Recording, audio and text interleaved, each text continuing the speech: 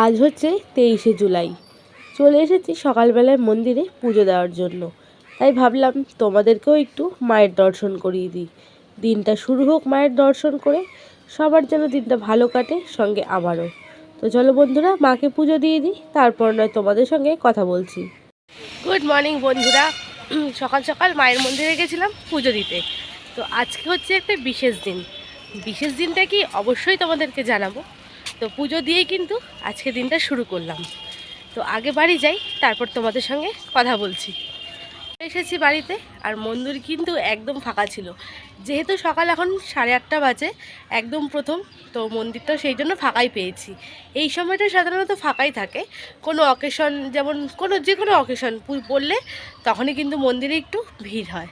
তো পুজো দিয়ে তো চলে এসেছি। তো প্রত্যেক দিনের মতো আজকেও দিনটা শুরু করছি। বেলায় ওর পাপা বেরিয়ে গেছে খাবার নিয়ে, মেয়েও কিন্তু বেরিয়ে গেছে স্কুলে। তো চলো এবার ঘরে যাব, চা ঠা করবো, জল ঢল খাবো। আর আজকে কি বিশেষ দিন অবশ্যই সেটা জানাবো ঠিক সময়, না হলে তোমরা ভিডিও না দেখে ভুলভাল কমেন্ট করে চলে যাও। তাহলে সঙ্গে থাকো, ভিডিওটা দেখতে থাকো। যে এদিকে দুই ম্যাডাম সকাল সকাল রেডি হয়ে বসে আছে। ওদের আবার স্কুলে আজকে ট্যালেন্ট হান্ট প্রোগ্রাম রয়েছে, তাই তো? আর তুই নাচা থামা, স্টেজে গিয়ে একদম নাচ করবি। এখানে অত হাত পা নাড়াতে হবে না তোকে। হ্যাঁ, তো কেমন লাগছে ওদেরকে জানিও। উঠে দাঁড়া দেখি একটু তোরা। বাহ, সুন্দর লাগছে, শাড়ি পরেছে তো, অনেক বড় বড় লাগছে ওদেরকে।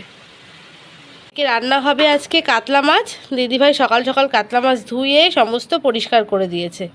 এবার শুধু রান্না খাওয়ার অপেক্ষা। আগের দিন রাতেবেলায় মুদিখানার মাসকাবারি বাজার করে রেখেছি, সেইগুলো এখনও গুছিয়ে উঠতে পারিনি। এখন যেহেতু হাতে সেই রকম একটা কাজবাজ নেই, তাই ভাবলাম মুদিখানার বাজারটা গুছিয়ে রাখি। এই মাসে দোকানে একটা নতুন বিস্কুট দেখলাম, প্রাণ কোম্পানির টোস্ট। খেয়ে দেখি কেমন। আর না, মশালা ওটসের একটা ছোট্ট পাউচ নিয়ে এসেছি। যদি খেতে ভালো লাগে তাহলে বড় একটা প্যাকেট আনাবো।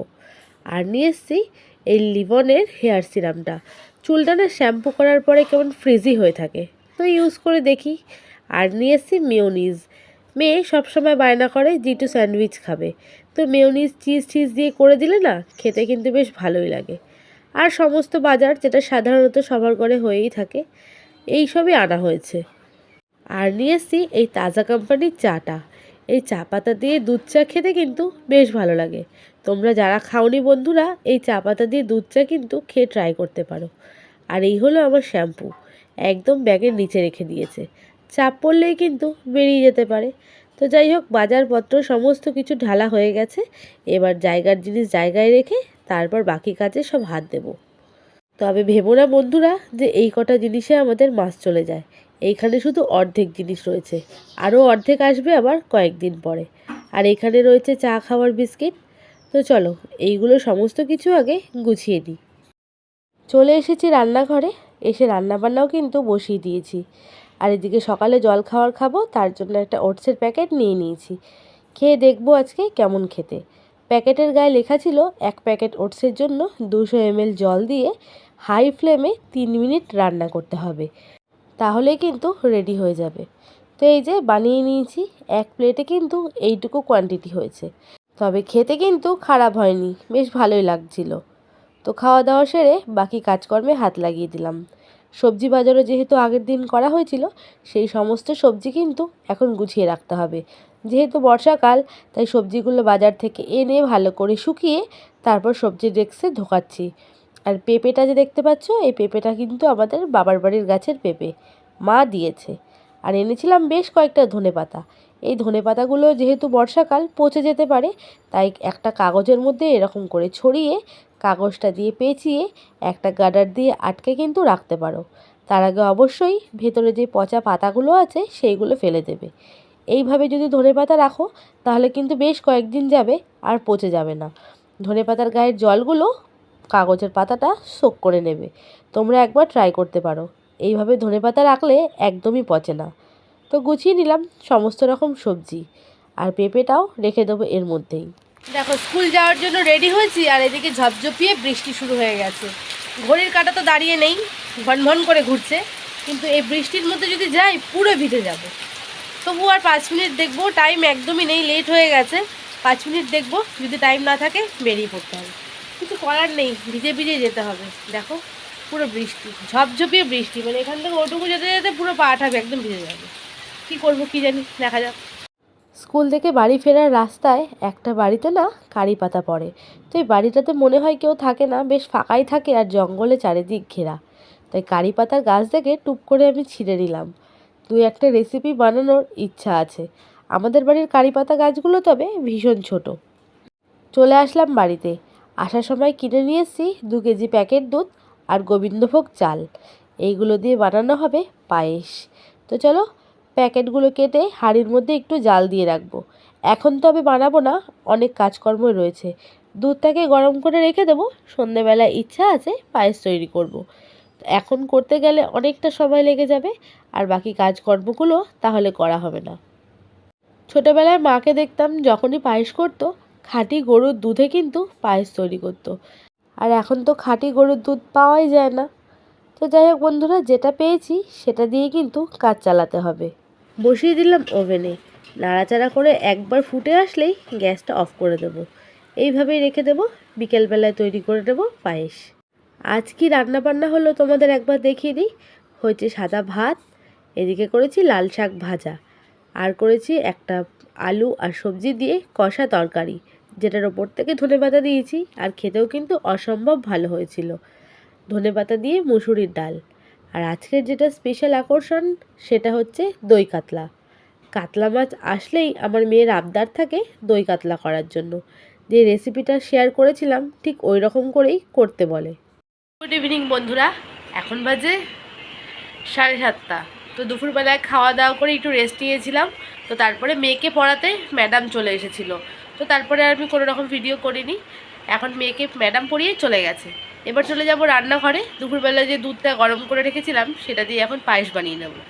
আর মেয়েকেও একটু খেতে দেবো, সন্ধেবেলায় কিছু খাই নিই খাবে। তো তারপরে আবার পড়তে বসাবো।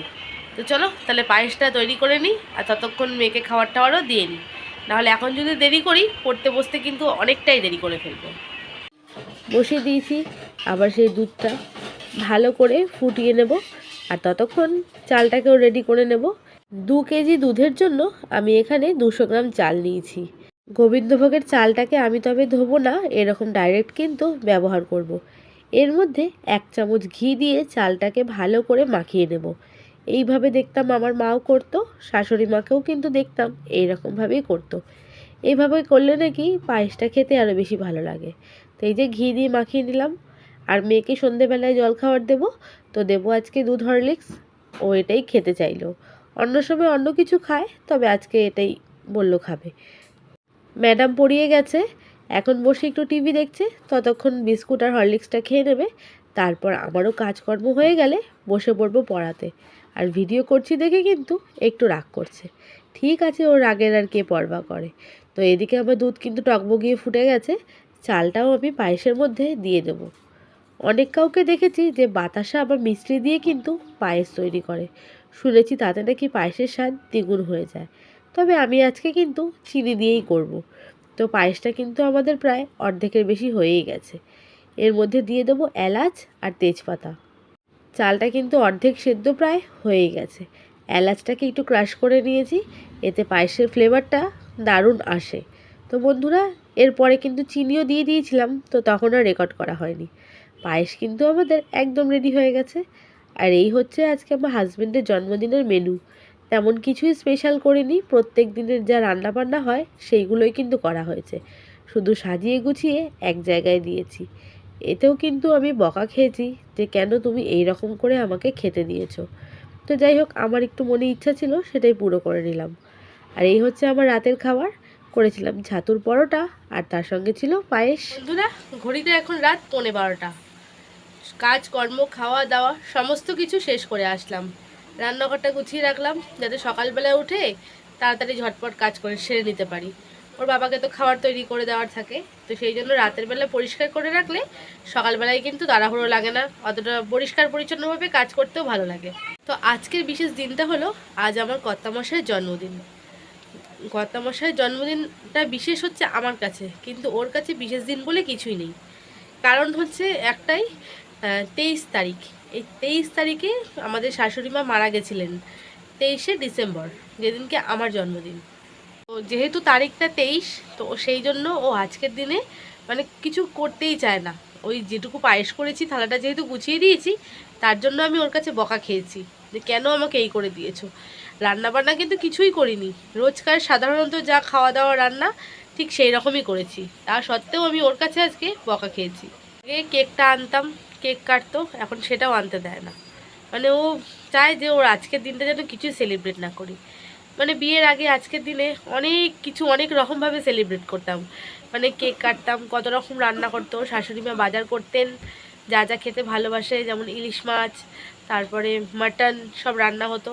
হয়তো মাটন করব, আর ইলিশ মাছ তো এখন সিজন হবেই, কদিন পরে হবে, কিন্তু আজকের দিনে ও স্ট্রিক্টলি বলে দিয়েছিল যেন কিছুই না করি। তো যাই হোক, দিনটা সাধারণভাবে এইভাবেই পালন করলাম। মনটা একটু খারাপ লাগে যে একটা বিশেষ দিন, মানে বিশেষ দিন বলতে আমার ওর দুজনের জন্মদিনই আমাদের কাছে কোনো বিশেষভাবে নেই। আমার বার্থডেও সেলিব্রেট করা হয় না, আর ওর তো কি বলবো, দেখতেই পেলে কি হলো আর কি না হলো। হ্যাঁ, মন্দিরে পুজোটা আমি দিই, কেননা মঙ্গল কামনায় এইটুকু আমি জোর করেই করি, সেটুকুও আমাকে দিতেও না করে, কিন্তু গায়ের জোরে এই কাজটা আমি করি। তো যাই হোক বন্ধুরা, আর কথা বাড়াবো না, সারাদিনের কাজকর্ম মানে করে এখন প্রচণ্ড ক্লান্ত। এবার শোবো, সকালে মেয়ে স্কুল রয়েছে, প্রত্যেক দিনের মতো কালকেরও কাজকর্ম শুরু হবে। তো চলো, তোমাদের সঙ্গে দেখা হবে নেক্সট ব্লগে। সবাই ভালো থেকো, সুস্থ থেকো। আমার ব্লগের কিছু যদি ভালো লেগে থাকে অবশ্যই লাইক কমেন্ট শেয়ার করো, আর চ্যানেলটাকে সাবস্ক্রাইব করতে কিন্তু কেউ ভুলো না।